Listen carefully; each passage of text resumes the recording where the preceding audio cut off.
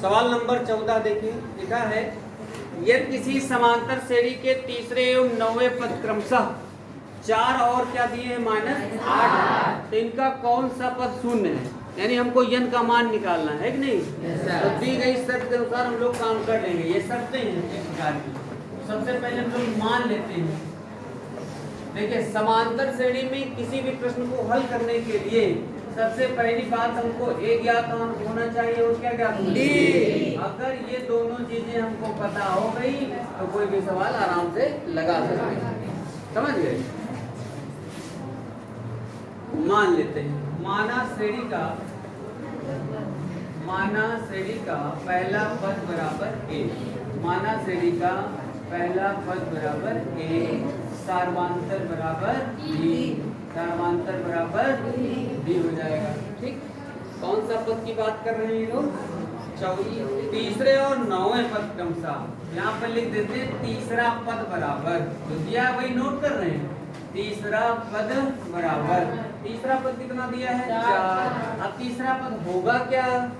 a + 2d। बोल नहीं पाते हो? कितना होगा? बार बार वही बात बतानी पड़ती है। अगर तीसरा है तो a + 2d, चौथा है तो a +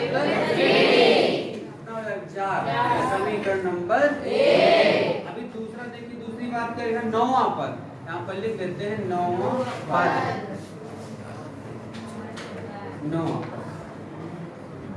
नौवां पद कितना दिया है? -8। अब नौवां पद होगा क्या? +8d होगा, बराबर कितना? -8। इसको समीकरण नंबर 2। बस समीकरण 1 से समीकरण 2 को घटाने पर, 2 से 1 को घटा दो, कोई दिक्कत नहीं।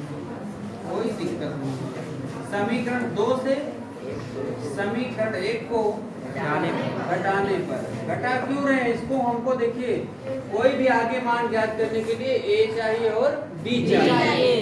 a से a गया, कुछ नहीं बचा। 8 से 2 गया, 6 बचा। इधर देखिए, इधर जब घटाएंगे तो ये -8 माइनस का 4 हो जाएगा, तो माइनस का हो जाएगा 12। तो d बराबर हो जाएगा -2, 12/6, 6 दूनी 12, तो d बराबर -2। अब d का मान तो देखो हमको पता चल ही गया है ना। d का मान उठा के अगर हम 1 में रख दें या फिर 2 में रख दें तो a का मान निकल आएगा। तो हम लिखेंगे d का मान समीकरण 1 में रखने पर, d का मान समीकरण 1 में रखने पर कोई रख सकता है? कितने लोग रख सकते हैं? चलिए बताइए। a + 2 माइनस नहीं, गुण में लगा करके -2 बराबर 4। a + माइनस दूनी 4 बराबर 4 को उधर ले जाओ। ये बराबर क्या हो जाएगा? पता चला कहाँ से आया? अब हमको क्या निकालना है? बैठ जाइए, क्या निकालना है? श्रेणी का कौन सा पद शून्य होगा, यानी n का मान निकालना है। तो हम लोग लिख देते हैं माना श्रेणी का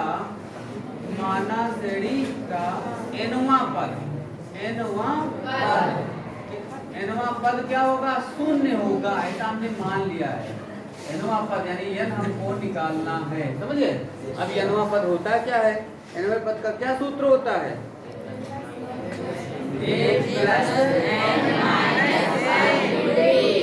अब हमने ये भी मान लिया है कि श्रेणी का nवां पद शून्य होगा, है ना? a का मान रख दो 8 + n -2 बराबर 0। ये वाला इधर है, प्लस में उधर जाएगा तो n -1 गुणे -2 और बराबर -8। अब ये वाला गुणा में उधर जाएगा तो n -1 बराबर -8/-2, माइनस कट गया तो 2 से 8। अब ये इधर माइनस में उधर जाएगा प्लस में, n बराबर हो जाएगा 4 + 1। n n बराबर 5। अतः कौन सा पद शून्य होगा? यहाँ लिख देना, अतः पांचवा पद शून्य होगा। किसका? श्रेणी का। अतः श्रेणी का, ये भी शब्द जोड़ देना, श्रेणी का पांचवा पद शून्य होगा।